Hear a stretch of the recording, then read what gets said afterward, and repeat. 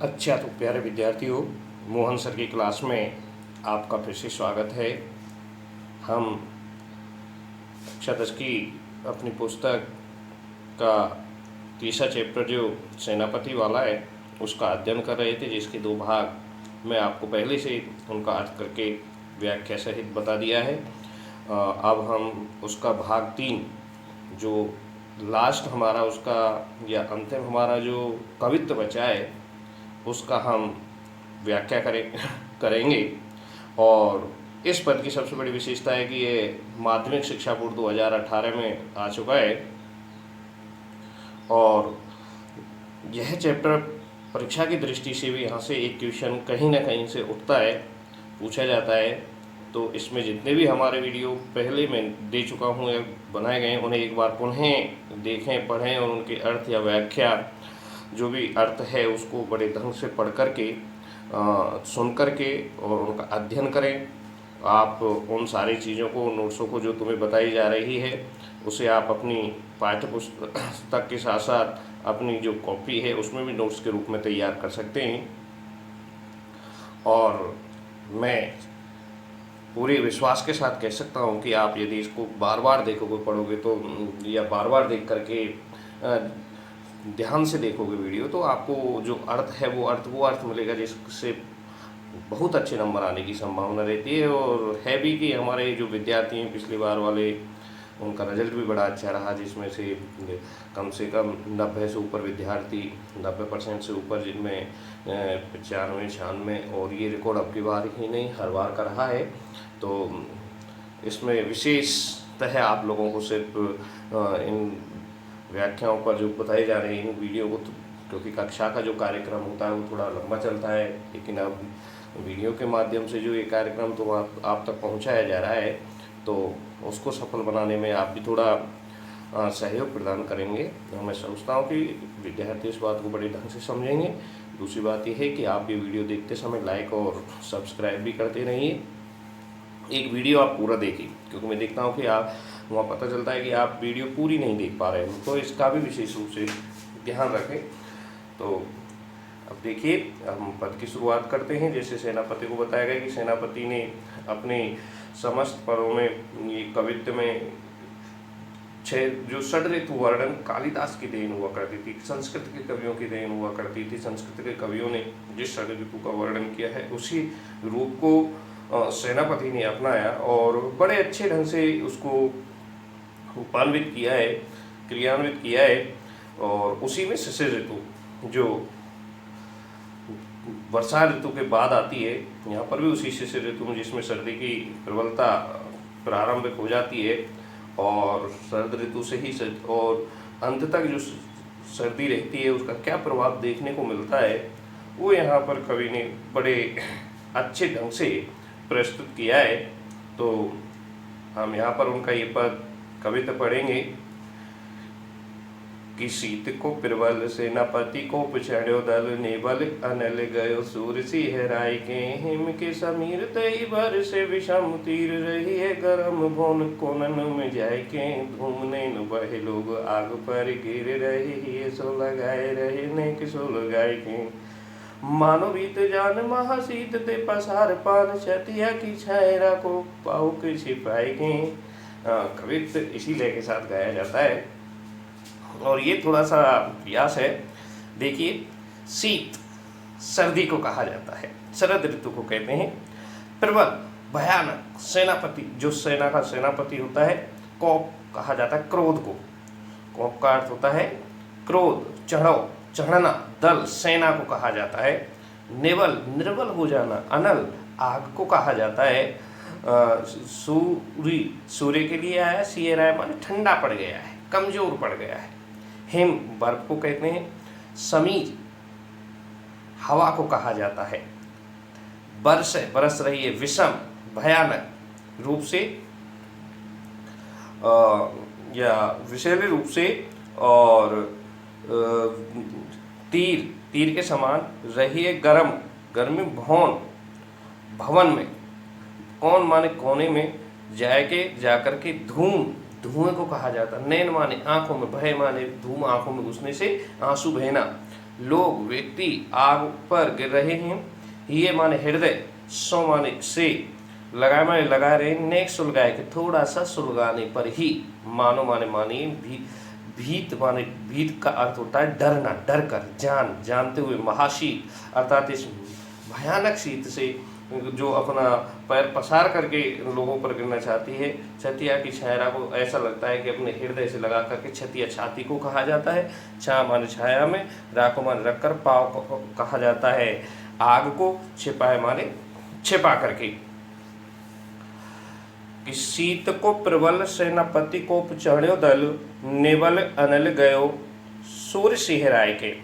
कवि सेनापति शीत ऋतु का मानवीकरण करते हुए, मानवीकरण किया गया है व्यक्ति के समान या वो प्राकृतिक वातावरण का स्वाभाविक और बड़ा चढ़ा करके और व्यक्ति के समान जो वर्णन कर रहे हैं, तो उसमें कि शीत को प्रबल सेनापति को पिछड़्यो दल, नेवल अनल गयो सूर्य सिहराय के। कि कहते हैं कि शीत की प्रबलता, की शरद ऋतु में, शिशिर ऋतु में सर्दी की अधिकता, शीत की प्रबलता, सर्दी की अधिकता सेनापति के समान क्रोध करते हुए अपनी दलबल सहित चढ़ाई कर देती है।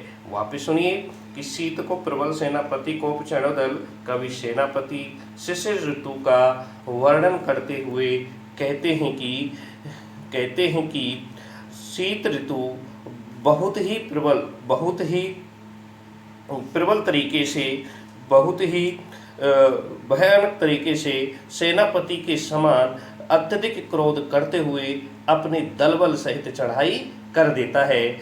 नेवल अनल उसकी, इस सेना के समक्ष, शिशिर ऋतु की सर्दी रूपी सेना के समक्ष नेवल अनल, अग्नि भी निर्बल पड़ गई है, यह आग भी कमजोर पड़ जाता है। गयो सूर्य सिहराय के, इतना ही नहीं सूर्य भी ठंडा पड़ जाता है, अर्थात सूर्य की गर्मी भी सूर्य से दूर हो जाती है और सूर्य सहने योग्य हो जाता है।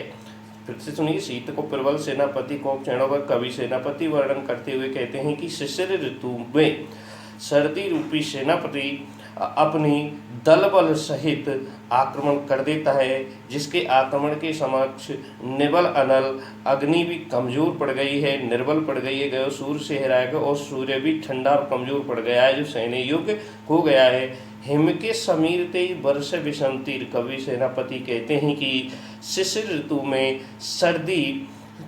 शिशिर ऋतु के सर्दी में बहने वाली हवा हिम के समीर अर्थात बर्फ के समान चलती हुई वह हवा तेई वर्ष विषम तीर ऐसी प्रतीत होती है जैसे सेनापति के द्वारा अपने विषैले तीर चलाए जा रहे हैं या भीषण तीरों की वर्षा की जा रही है गर्म भोन कोनने में जाए के। कवि कहते हैं कि शरद ऋतु में ऐसा प्रतीत होता है कि जो गर्म हवा है वह घर के भवन के कोनों में जाकर के छिप गई है, अर्थात वह गर्मी हमें घर के कोनों में जाकर के ही प्राप्त हो सकती है, नहीं चारों तरफ सर्दी का प्रकोप दिखाई देता है। धूम नेन भय लोग आग पर गिर रहे, ये सो लगाए रहे नेक सो लगाए के। कवि सेनापति कहते हैं कि व्यक्ति या लोग उस सर्दी से बचने के लिए आग पर गिरने लग जाते हैं, आग पर बैठते हैं और धूम नैन भय और आग से धुआं आँखों में जाती है तो उस धुएं से उनके नेत्रों में या उनकी आँखों में आंसू बहने लग जाते हैं या आंसू बहते हैं। ये सो लगाए रहे नेक सो लगाए के। इतना ही नहीं, वे व्यक्ति अपने आप को सर्दी से बचाने के लिए उस आग को थोड़ा ही सुलगा करके अपने हृदय से लगाने का कार्य करते हैं या अपने हृदय से लगाने का कार्य उनके द्वारा किया जाता है। मानो भीत जान महा शीत ते पसार पान, छतिया की छाया राखो पाव के सिपाही के। कवि सेनापति कहते हैं कि ऐसा प्रतीत होता है मानो वे संसार के व्यक्ति भीत जान अर्थात सर्द ऋतु से डर करके या भयभीत होकर के उस महाशीत रूप ने जो अपने पैर पसार रखे हैं, जो पैर पसार करके उनको ऊपर आक्रमण कर दिया है, छतिया की छाया राखो पाव के सिपाही के, अर्थात उस अग्नि को अपनी छाती के नीचे छिपा करके उसकी सर्दी से रक्षा कर रहे हैं, अर्थात उसकी सर्दी से रक्षा करने का कार्य किया जा रहा है। कहने का अभिप्राय यह है कि शरद ऋतु में व्यक्ति उसे छाती से लगा करके अग्नि की रक्षा नहीं करते, बल्कि उसके ऊपर ऐसे झुके हुए रहते हैं जिससे उन्हें गर्मी मिलती हुई रहे। लेकिन कवि ने यहाँ पर अपना जो कहने का जो तरीका वैसा प्रतीक किया है कि ऐसा लगता है कि वो व्यक्ति उस अग्नि के ऊपर इसलिए अपन ऐसे गिरे हुए हैं, ऐसा लगता है कि सर्दी से उस आग को बचाने के लिए उसे अपनी छाती के समीप, अपने सीने के समीप समक्ष छिपा करके रखे हुए हैं या छिपा करके रखा हुआ है। अब देखिए यहाँ पर पूरी संपूर्ण पंक्तियों में अनुप्रास अलंकार है, उसके बाद एक ऋतु का या प्राकृतिक सौंदर्य का जो वर्णन किया गया है वो मानवीय प्रक्रियाओं के आधार पर किया गया है, मानवीय प्रक्रियाओं के स्वरूप किया गया है, इसलिए यहाँ पर मानवीकरण अलंकार है। जैसे शीत को प्रबल, सेनापति को चढ़ोदल, तो इसे मानवीकरण कह सकते हैं, विषैले तीरों की वर्षा करना। दूसरा यहाँ पर हिम के समीर ते वर्ष विषम तीर, हिम के समान, बर्फ के समान विषैले तीर, तो उपमा अलंकार है। हिम के समीर ते वर्ष विषम तीर उपमा अलंकार है। उसके बाद मानो जान भीत महाशीत ते पसार पान, छतिया की छाया राखो पाव सिपाही के पंक्ति में उत्प्रेक्षा अलंकार है। उत्प्रेक्षा अलंकार का प्रयोग किया गया, उत्प्रेक्षा अलंकार का प्रयोग किया गया है या उत्प्रेक्षा अलंकार है। और पूरी संपूर्ण पंक्तियों में एक स्वाभाविक वर्णन किया गया, इसलिए स्वभावोक्ति अलंकार का प्रयोग भी है। कवित्व छंद का प्रयोग किया गया है, और कवित्व छंद के साथ साथ यहाँ पर जो भाषा है ब्रज भाषा है, और ब्रज भाषा के साथ साथ शिशिर ऋतु के प्राकृतिक वातावरण का स्वाभाविक एवं कुछ बढ़ा चढ़ा करके वर्णन भी किया गया है। सर्दी से आग का ताप कमजोर पड़ना, सूर्य का तेज कम लगना, और लोगों के द्वारा आग को छाती से लगाकर उसकी रक्षा करना आदि वर्णन में उक्ति चमत्कार दिखाई देता है। आग एवं शिशिर पर मानव व्यापारों का आरोप किया गया है या मानव व्यापारों की तरह दिखाने का कार्य किया गया है। तो ये आपका अर्थ था। मैं सोचता हूँ कि आपको बड़े ढंग से और अच्छे तरीके से समझ में भी आएगा। वीडियो को आप बार बार देखते रहें और लाइक सब्सक्राइब भी करते हुए रहें। अपने जितने भी वीडियो देखने वाले विद्यार्थी पूरा वीडियो देखें, क्योंकि आप जितना इसे देखोगे उतना आपको ये याद होगा। और होमवर्क का आपको बार बार कहा जाता है, तो वो भी आप करते हुए रहें। धन्यवाद।